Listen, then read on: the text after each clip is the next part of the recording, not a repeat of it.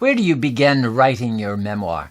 Many writers agonize about just where to begin writing a memoir. At what point in the story to start writing a manuscript? This is both about the process of beginning to write and the process of choosing a beginning to the memoir that you are writing.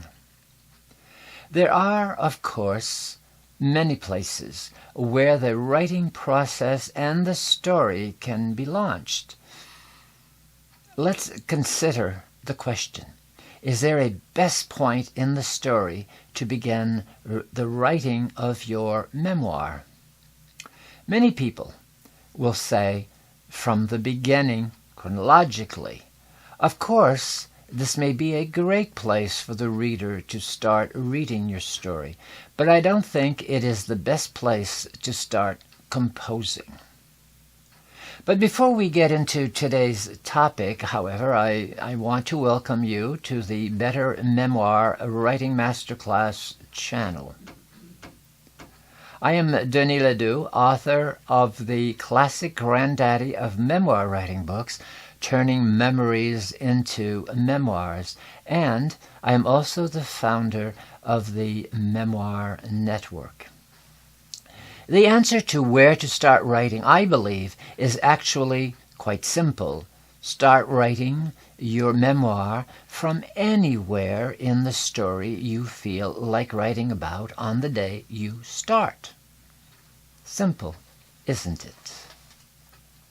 Start from where you are moved to write about on any given day and keep writing on that topic for as long as you wish to do that. Then, if the topic ceases to interest you and you would like to write about something else, go ahead and do just that. Write about the new storyline, even if you haven't finished the previous one. Why do I suggest this? It sounds a bit chaotic. Well, it isn't, because the best memoir writing is done from the inside out. You are connecting to your muse when you follow promptings, follow urges, follow your interest. When you start writing your memoir from anywhere that moves you, you are truly writing from the inside out. Many people prefer to start with outlines, but I always consider outlines to be essay structures and not memoir tools. Essays are one mind appealing to another mind, while a memoir is one heart speaking to another heart. Mind speaks in logical outline, but hearts speak from the inside out, from the subconscious and the unconscious. But what to do with all of these inside-out, random writings that begin to accumulate over time? The answer is to conceive of your memoir as a collection of stories and vignettes that are woven together seamlessly. This really works. Think about it this way. If you wrote 3 pages a day in any order as you choose that day to write, you would find that after 100 days you would have 300 pages of manuscript. You would then organize the stories and vignettes. Most people do so chronologically, and that makes a lot of sense.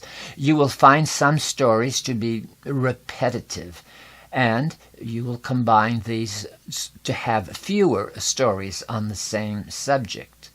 Inevitably, there will be many transition stories and vignettes that are missing.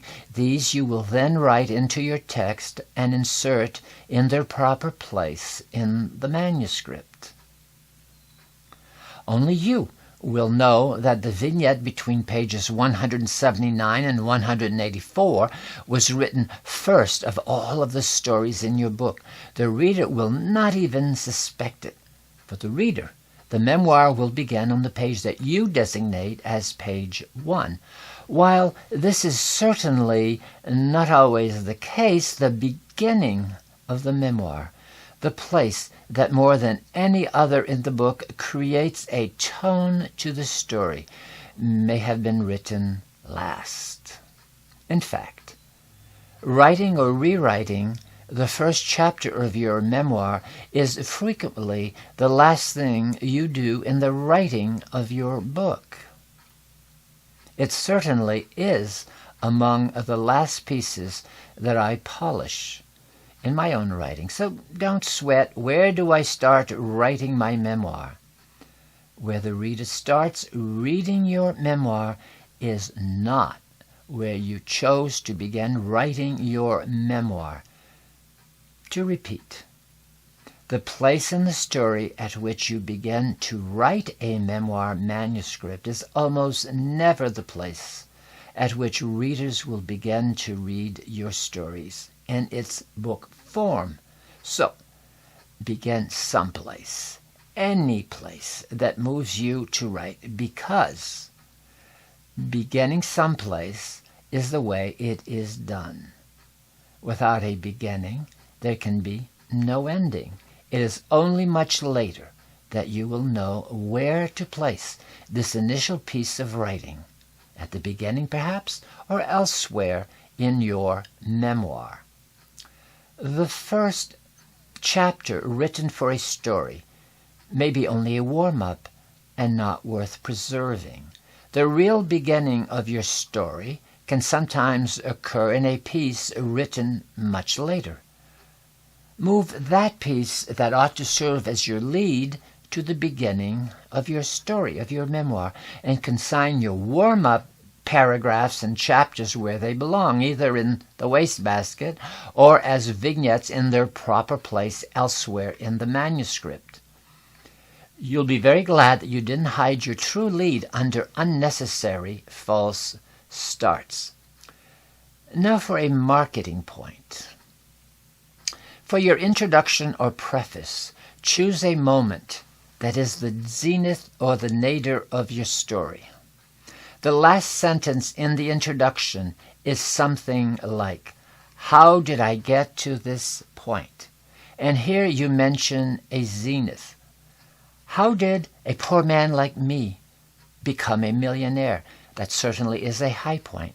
Or a nadir. How did a woman from a good family end up in jail? Well, that's anybody's description of a pretty low point.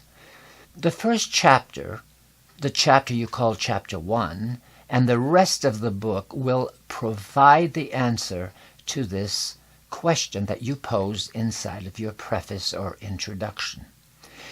If you would like to explore receiving help with your memoir on any aspect of writing or publishing, we offer a 30-minute complimentary get-to-know-you session. The link to a free session is in the description below. And before you go, please hit the subscribe button at the bottom left of this video and click on the bell next to it.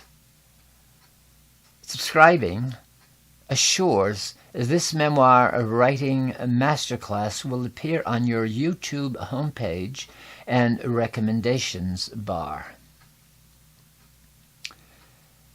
Check the description below for a link to this week's free video e-course. And remember, inch by inch, it's a cinch. Yard by yard, it's hard. Good luck writing your memoir.